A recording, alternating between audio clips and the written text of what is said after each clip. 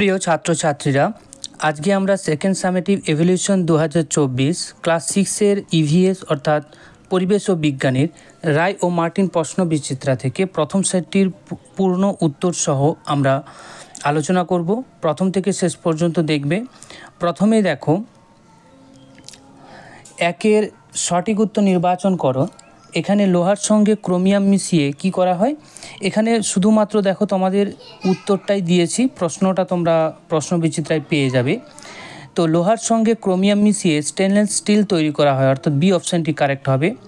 প্রদত্ত বিকল্পগুলির মধ্যে কোনটি জীবাশ্ম জ্বালানি নয়? এখানে যে এ অপশানে ছিল গোবর গ্যাস, সেটা কিন্তু জীবাশ্ম জ্বালানি নয়। এরপরে যেটা আসছে দেখো, এসআইতে ভরের একক কী হবে? এসআইতে ভরের একক হবে কিগ্রা। বি যে অপশানে ছিল সেটা সঠিক হয়ে যাবে। তারপর পোড়াচুনের সঙ্গে পোড়াচুনে জলের মধ্যে বিক্রিয়া, পোড়াচুন এবং জলের মধ্যে যদি বিক্রিয়া করে তাহলে রাসায়নিক শক্তি তাপ শক্তিতে রূপান্তরিত হয়, অর্থাৎ ডি অপশানটি তোমাদের এখানে কারেক্ট হবে। কারণ পোড়াচুনের সাথে যদি আমরা জলের বিক্রিয়া করি তাহলে কিন্তু ক্যালসিয়াম হাইড্রোক্সাইড এবং তাপ উৎপন্ন হবে। ঠিক আছে। তারপরে দেখো, জলের গভীরতা বাড়লে চাপ কী হবে? জলের গভীরতা বাড়লে চাপ বাড়বে। পরবর্তী যে প্রশ্নটি রয়েছে এখানে, রক্ত জমাট বাঁধতে সাহায্য করে অনুচক্রিকা। সি অপশানটি কারেক্ট হবে। ভর বাই আয়তন, এটাকে কি বলা হয়? ঘনত্ব বলা হয়। এবং পালতোলা নৌকা চালাতে গতিশক্তির প্রয়োজন হয়, অর্থাৎ ডি অপশানটি এখানে কারেক্ট হবে। এখানে পালতোলা নৌকোর ক্ষেত্রে বায়ুর যে গতি, সেই গতিকে কাজে লাগিয়ে কিন্তু পালতোলা নৌকা চলে। ঠিক আছে, তাই এখানে গতিশক্তির প্রয়োজন। এরপরে 2-এর দাগের দেখো, অতি সংক্ষিপ্ত প্রশ্ন। 1, পেট্রোলিয়াম শোধনের সময় প্রাকৃতিক গ্যাস ও প্রোপেন পাওয়া যায়। এখানে প্রশ্ন ছিল পেট্রোলিয়াম শোধনের সময় কি কি গ্যাস পাওয়া যায়? প্রাকৃতিক গ্যাস এবং প্রোপেন পাওয়া যায়। উদ্ভিদের বৃদ্ধি পরিমাপক যন্ত্র হচ্ছে অক্সিমিটার। 2টি অনবীকরণযোগ্য শক্তি উৎসের নাম হচ্ছে কয়লা এবং প্রাকৃতিক গ্যাস। চাপ পরিমাপের একটি বড় একক হচ্ছে পাস্কাল। ক্ষেত্রফল বেশি হলে চাপ কমবে, অর্থাৎ আমরা চাপ সমান জানি পি সমান প্রযুক্ত বল বাই ক্ষেত্রফল, অর্থাৎ ক্ষেত্রফল যদি বাড়ে সেই ক্ষেত্রে চাপ কমবে। আমাদের হাতে 5টি আঙ্গুলের মোট 14টি হাড় থাকে। কটি হাড় থাকে বলেছিল? আমাদের এখানে উত্তর হয়ে যাবে 14টি। বল ও সকেট সন্ধি কাঁধ ও নিতম্বে দেখা যায়। ক্লিয়ার?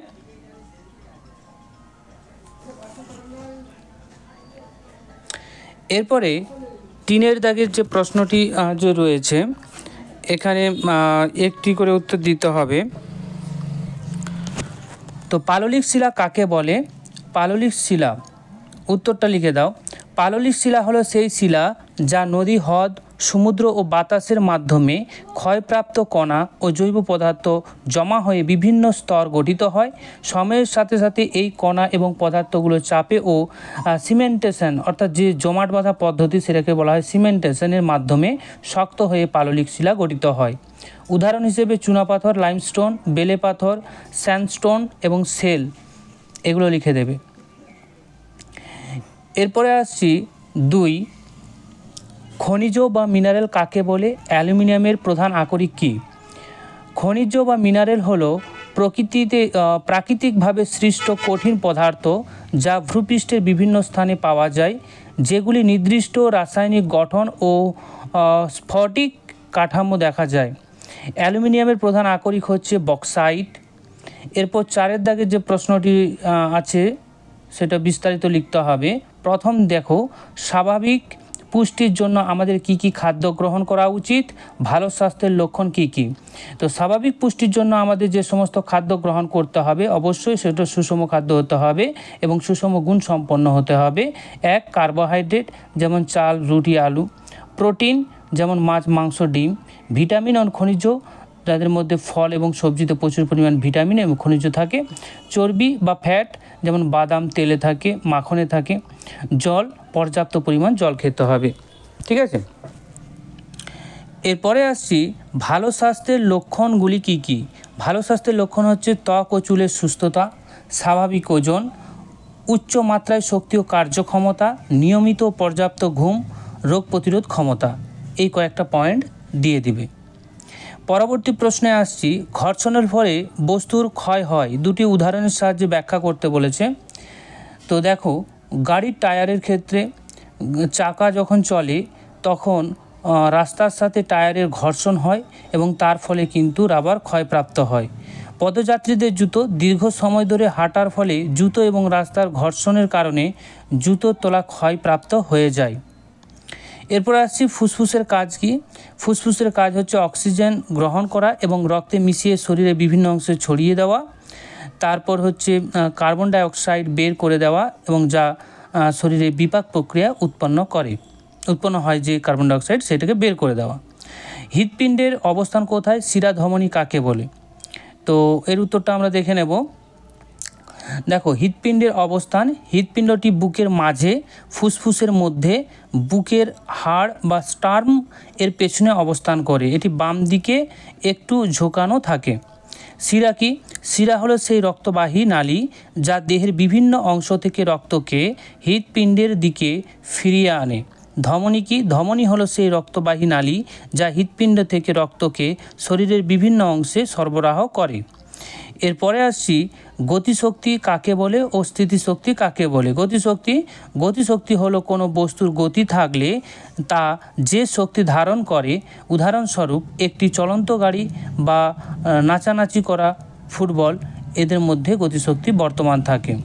স্থিতিশক্তি হলো কোনো বস্তু তার অবস্থান বা স্থিতিতে থাকার কারণে যে শক্তি অর্জন করে বা ধারণ করে তাকে স্থিতিশক্তি বলবো। উদাহরণস্বরূপ প্রসারিত বা কুঞ্চিত বর্ষা বা স্থিতিস্থাপক বস্তু।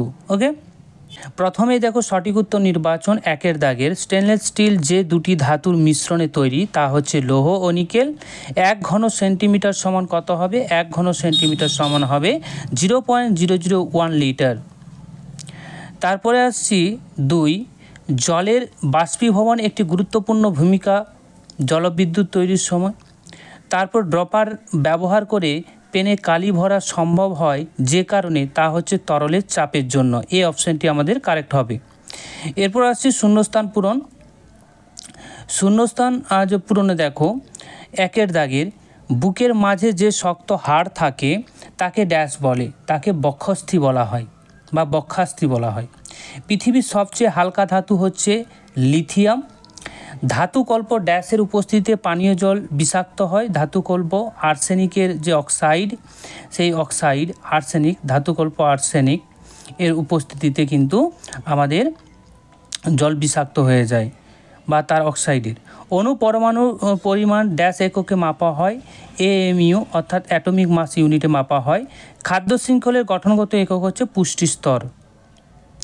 এরপরে আসছি 3-এর দাগের প্রশ্নে, খনিজ তেল প্রধান উপজাত দ্রব্য হলো পেট্রোলিয়াম। 1 পাউন্ড সমান প্রায় হবে 453.59 গ্রাম। সূর্য, উদ্ভিদ, এটা কিন্তু তোমাদের ওই যে শৃঙ্খল করতে হবে। সূর্য, তারপরে হচ্ছে উদ্ভিদ, তারপরে ঘাসফড়িং, তারপরে হচ্ছে ব্যাঙ। প্রদত্ত খাদ্য শৃঙ্খল যদি 100 একক শক্তি থাকে তবে ব্যাঙের দেহে তার 10 একক শক্তি জমা হয়ে যাবে। তারপরে পতাকায় হাওয়া লাগলে তাতে ঢেউ খেলে। এটি বর্তমান পরিবেশের উদাহরণ যেখানে বায়ুর চলাচলের কারণে পতাকার ওপর দিয়ে ওঠে এবং ঢেউ ওঠে। এটা কিন্তু বার্নৌলির উপপাদ্যে অনুযায়ী হয়। তারপর দাঁতের সাদা ছোপের কারণ হলো ক্যালসিয়াম ফ্লোরাইডের অস্তিত্ব, যা দাঁতে ছোপের তোমার কালো দাগ সৃষ্টি করে। জন্মের সময় একজন শিশুর শরীরে 206টি হাড়ের অস্তিত্ব যে থাকে, জন্মের সময় কিন্তু এটা 206 নয়, 300টি থাকে। তারপর যখন বয়স বাড়ে তখন 206টি হয়ে যায়। ঠিক আছে, তো এটা কারেকশন করে নেবে। তারপরে 4-এর দাগের দেখো, আয়তন মাপক চোঙের সাহায্যে কিভাবে 1 ফোঁটা জলের আয়তন নির্ণয় করা হয়, এটা তোমরা বই থেকেই ডাইরেক্টলি করে নিতে পারো। অভিকর্ষজ বল যে কি বোঝো এবং এসআই এর একক, এটাও হয়েছে, পারবে। পাললিক শিলায় জীবাশ্ম কেন দেখা যায়, এটাও বই থেকে দেখবে। খাদ্য শৃঙ্খল কাকে বলে, এটাও হয়েছে, বই থেকে দেখবে। রক্তের প্রধান 3টি কাজ, এটাও করে নেবে। ওকে।